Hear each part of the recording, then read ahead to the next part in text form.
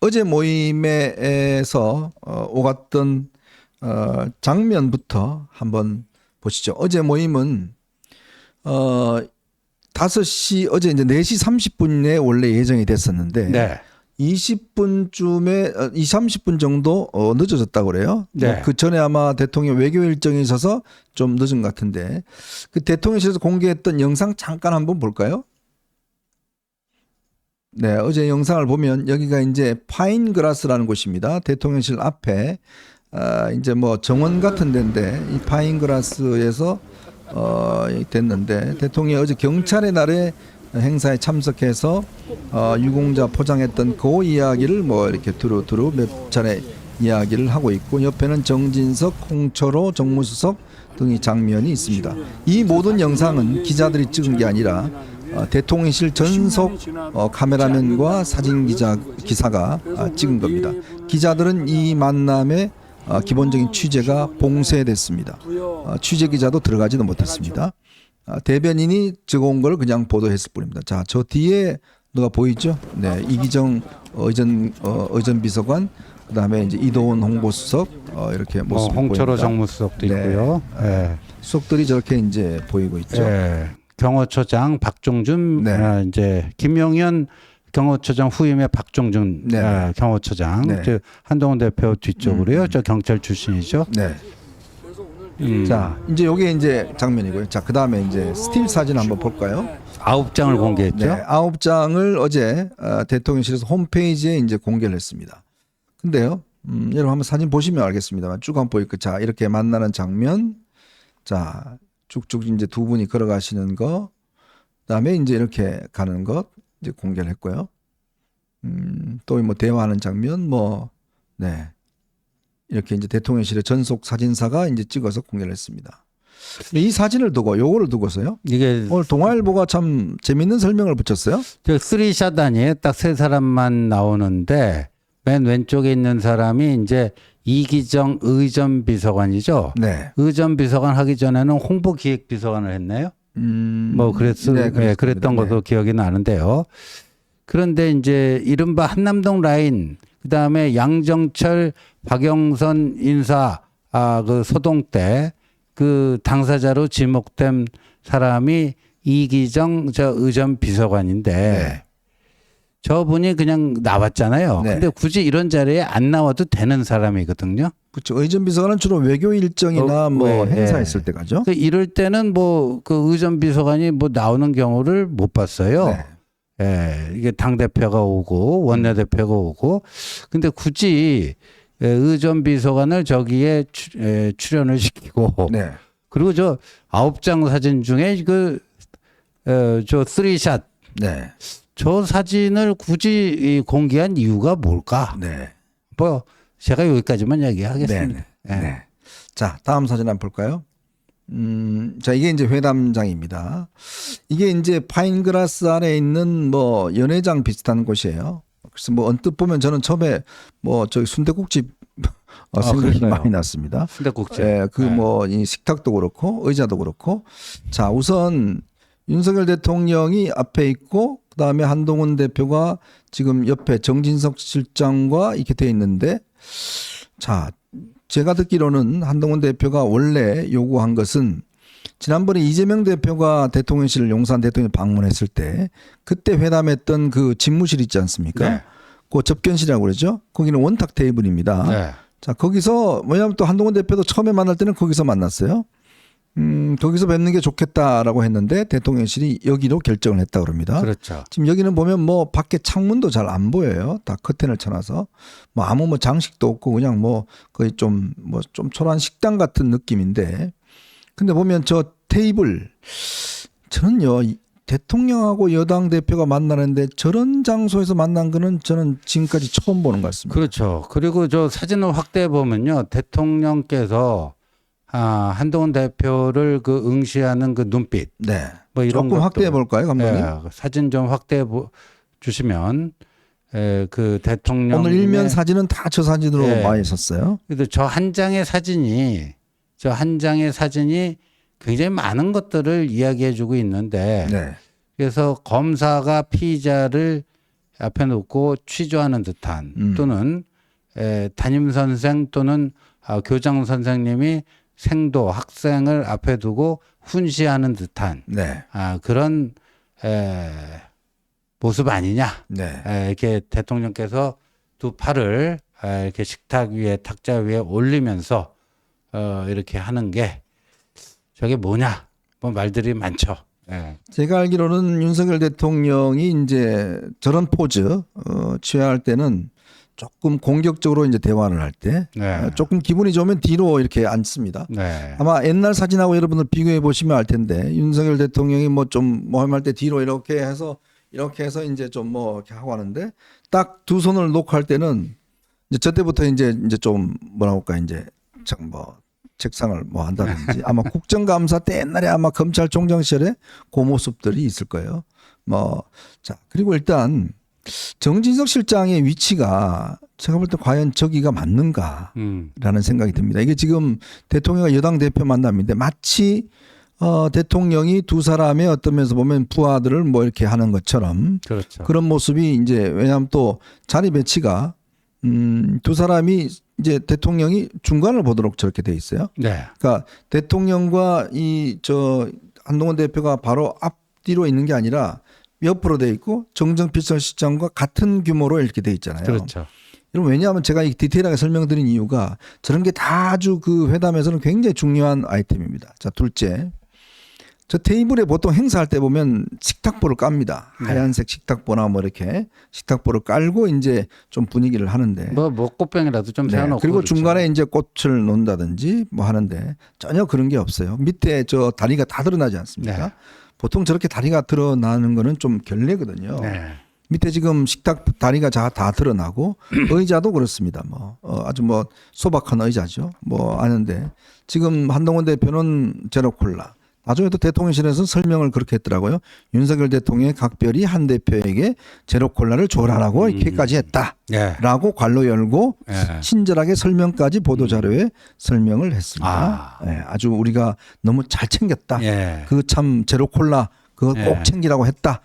그 정도 이야기만 드리겠습니다. 자 그리고 대통령은 아이스 아메리카노 드시고 지금 한동훈 대표는 옆에 빨간색 파일을 이제 이야기할 것을 그리고 앞에 과일 한 세 점 정도 놓고 저렇게 대화가 이제 시작이 된 거죠. 네. 자 이걸 보고서 아마 오랫동안 이렇게 취재했던 많은 기자들이나 전문가들이 보면 깜짝 놀랐어요. 어떻게 이렇게 좀 허접한 장소와 또 이 식탁의 어떤 구조 이런 게 보면 거의 뭐 이게 준비 안 한 듯한 회동을 준비하는 듯한. 그리고 우리가 예를 들어 저희 집에 손님이 초대하면 저 같은 경우는 저희 식탁도 나무로 색으로 되어 있는데 식탁포를 다 깔아요. 네. 그리고 각 개인별로 이제 그 놓어 있는 탁자보 있지 않습니까? 그걸 다 놓습니다. 그리고 뭐 수저도 놓고 그러면 오는 분들이 내가 대접받고 있구나. 중간에 꽃도 하나 놓고요.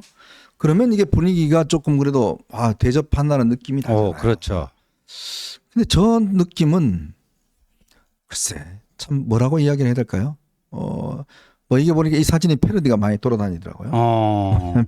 저 윤석열 대통령 위에다가 이름, 네. 주소, 뭐 신문할 때 네. 그런 거 돌아다니는데 어쨌건 자 형식은 저렇게 됐습니다. 여기에 한 82분 정도 이렇게 진행이 됐고 끝나자마자 그냥 갔고 사실은 한동훈 대표가 대통령 오기 전에 한 20여 분 동안 기다렸대요 밖에서. 네, 몇 분, 한 25분에서 한 30분 가까이 기다린 것 같은데. 네.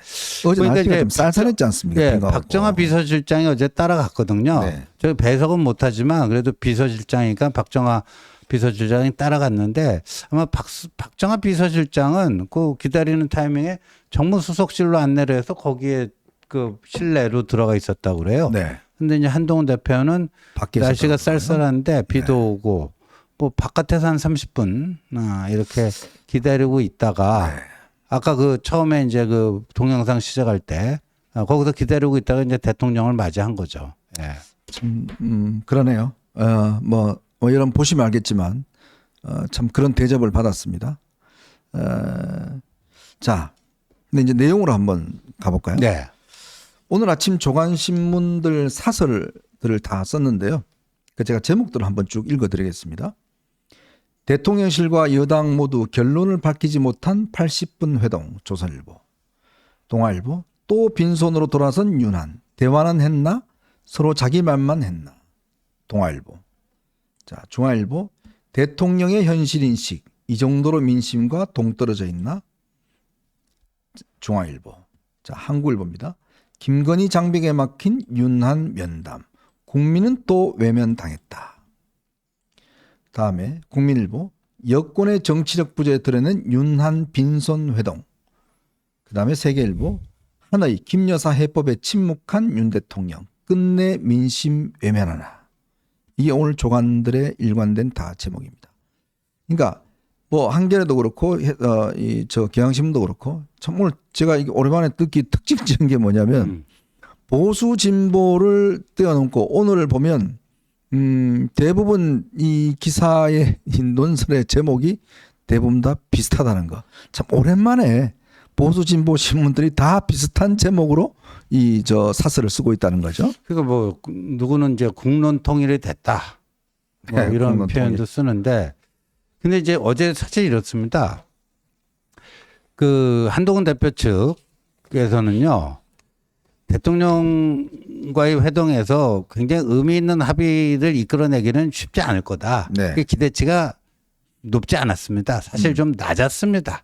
별 기대 크게 안 한다. 그런데 웬만하면 한동훈 대표가 국회로 다시 와서 용산 회동을 끝나고 네. 해서 직접 브리핑을 할 예정이었는데 저도 이제 대표실에 가 있었어요. 네. 끝날 때쯤. 그런데 뭐 집으로 바로 갔다. 이런 소식을 듣고 야 기대치도 낮았지만 거기에도 못 미쳤구나. 거기에도 못 미쳤구나 하는 것을 알 수 있었고요. 그래서 박정화 실장에게 이제 이렇게 브리핑을 해달라 구술을 하고 이제 한동훈 대표는 자택으로 돌아갔고 네. 박정화 비서실장이 와서 7시 반에 브리핑을 했습니다. 네. 국회에서.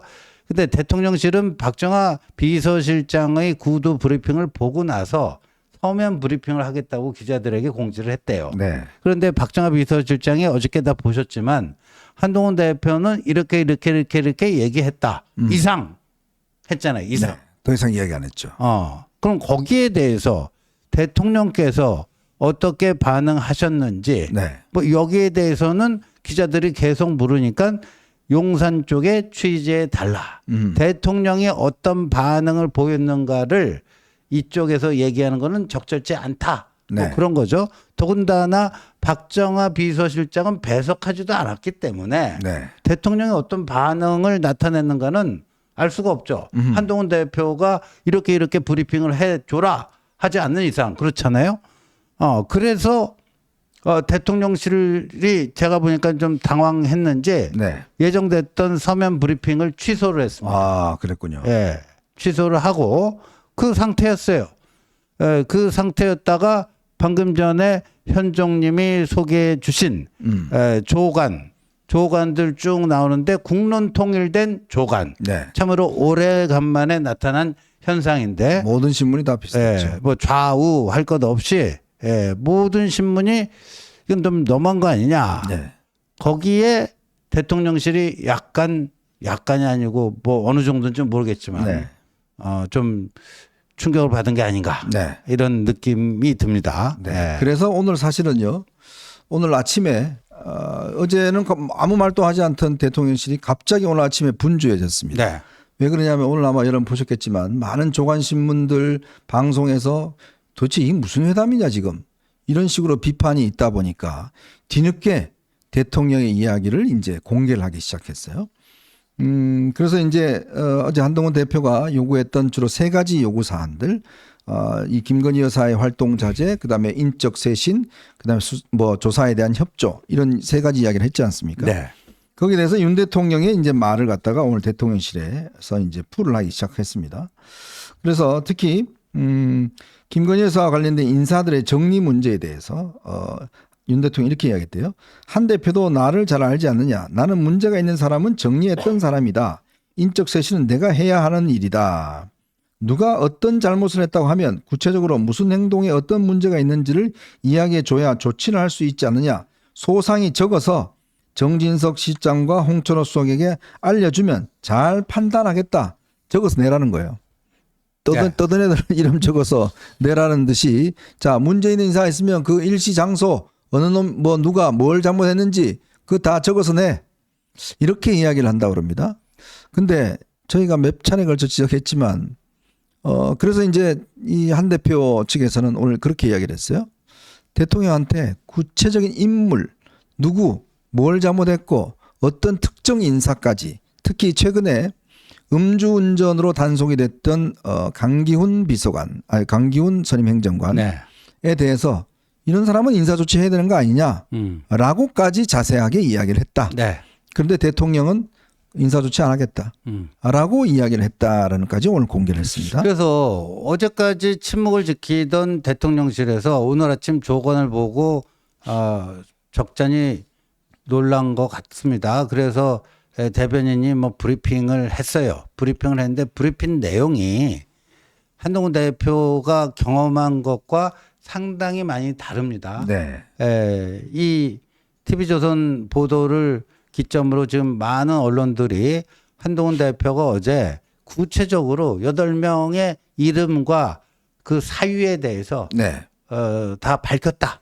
8명을 했다고 그러죠? 우리가 알고 있던 7명에서 1명이 또 플러스가 됐습니다. 8명이고요.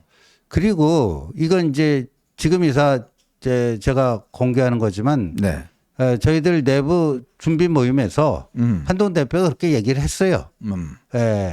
이름 다 밝힐 거다. 이름과 사유에 대해서 다 밝힐 것이다. 그리고 이 한동훈 대표는 참 예측 가능한 게요. 그 저희들 그 준비 모임 할 때 이렇게 좀 하려고 한다. 그걸 거의 그대로 했더라고요. 거의 그대로 했어요. 90 몇 % 이상, 뭐 하여간 100% 가깝게. 근데 그 이름하고 사유를 다 밝힐 거다 했는데 그 8명하고 다 밝혔고요. 근데 대통령실 브리핑하고 안 맞잖아요. 뭐 구체적인 사유를 밝혀주면 그때 가서 뭐 판단해보고 조치하겠다. 다 밝혔는데 뭐. 그러니까 지금 한 대표가 오늘 한 이야기는 결국 이제 모든 이름들을 다 이제 밝혔다. 이렇게 이야기했는데 적어달라. 적어서 내라. 그러니까 공소장을 써달라는 이야기예요. 조사해서. 아니, 그거는 다 시중에 다 알고 있는 내용이고 그걸 아마 한 대표가 정리해서 갖고 특히 특정인을 딱 이제 찍어서 이야기를 했는데 대통령이 지금 왜냐하면 지금 강모 행정관 같은 경우는 징계를 받았습니다. 뭐 2개월인가 받았는데 정직 2개월이죠. 정직 2개월 받았는데 경질하지 않겠다는 거예요. 계속 일을 시키겠다는 겁니다. 글쎄요. 참 문다혜 씨는 저렇게 지금 우리가 비판하는데 대통령실 참모가 그것도 지금 음주 단속에 걸려서 했는데 그 징계까지 받았는데 그걸 계속 일을 시키겠다? 그럼 무슨 메시지죠? 그러니까요. 참 그게 무슨 메시지입니까? 음주운전은 괜찮아. 이런 겁니까? 아니 그러니까 지금 그런 인사가 적절하다고 생각하시는가요? 대통령실이 근무하는 게? 전 좀 이해가 잘 안 됩니다. 그리고 제가 뭐 또 라디오 인터뷰 나가서 대표적인 사례로 그 양정철 박영선 인사소동 얘기했잖아요. 그 이야기 하셨죠. A 비서관, B 비서관 그 누군지 다 알잖아요. 그 중에 한 명이 아까 쓰리샷 잡혔던 이기정 비서관입니다. 그런데 무슨 얘기를 하는 줄 모르겠다. 구체적인 사례가 없는 거 아니냐. 이렇게 뭐 답을 하니 그 뭐 더 이상 뭐라고 얘기할 수 있겠습니까? 자, 그리고 이제 그 다음에 김 여사 활동 문제에 대해서 윤 대통령이 이렇게 이야기했다는 거예요. 김 여사도 많이 힘들어하고 있다. 꼭 필요한 공식 의전 행사가 아니면 이미 많이 자제하고 있고 앞으로도 보면 알게 될 것이다. 정직 영부인들의 관리에 근거해서 활동을 많이 줄였는데 그것도 과다하다고 하니 이제 더 자제하려고 한다. 라고 이야기를 했습니다.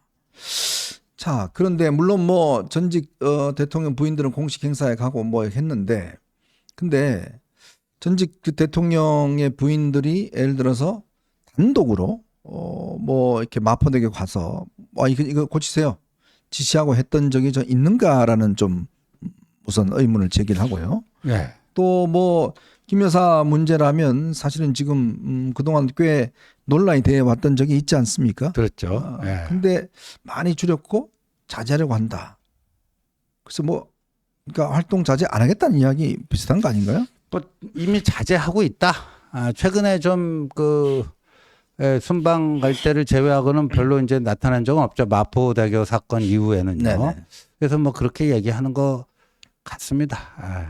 뭐 더 이상 그 문제 제기하지 말라 이런 거고, 제가 한 가지 눈여겨봤던 거는 네. 특별감찰관인데 네. 지난 9월이었나요?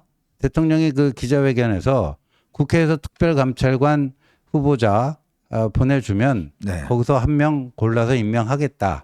이렇게 분명히 얘기를 했습니다. 맞아요. 근데 어제 아침 이제 최고위원회의에서요, 저희들이 여기다가 다 북한의 러시아 파병 규탄한다고 다 이제 네네. 동의 그거를 걸어놓고 이제 회의를 했는데, 그러니까 추경호 원내대표가 그 얘기를 하다가 갑자기 화제를 북한 인권 문제로 이동하더라고요. 네네. 순간 이상한 싸하는 느낌이 들었어요. 그러더니 8년 전에 북한 인권법이 통과가 됐는데 네. 이게 아직까지 출범을 못하고 있다. 이유는 야당목 그 이사를 추천을 안 해주고 있기 때문에. 네네. 그래서 빨리 하기를 강력하게 촉구한다. 이렇게 얘기하더라고요. 네. 그러니까 이게 북한 이슈는 맞는데 지금 북한의 러시아 파병 12,000명 파병 거기에 이제 초점이 맞춰져 있는데 약간 이제 논점을 북한 인권 문제로 이동을 해가지고 그거를 강력 촉구한다 하는 거 보고 오늘 오후 회동이 참 잘 안 되겠구나. 네. 근데 아니나 다를까 그 문제에 대해서도요. 오늘 대통령실 브리핑과는 달리 북한 인권재단 그게 있어야지만 된다. 네. 그러니까 사실상 특별감찰관 그 자체를 반대한 건 아니지만 기존의 야당이 그 북한인권재단 이사를 추천해야지만 여야 합의가 이루어질 수 있다라고 하는 기존의 그 입장 그걸 고수한 거죠. 네. 그러니까 사실상 이건 특별감찰관도 사실상 거부한 게 아니냐 이런 해석이 가능해지는 거죠. 네.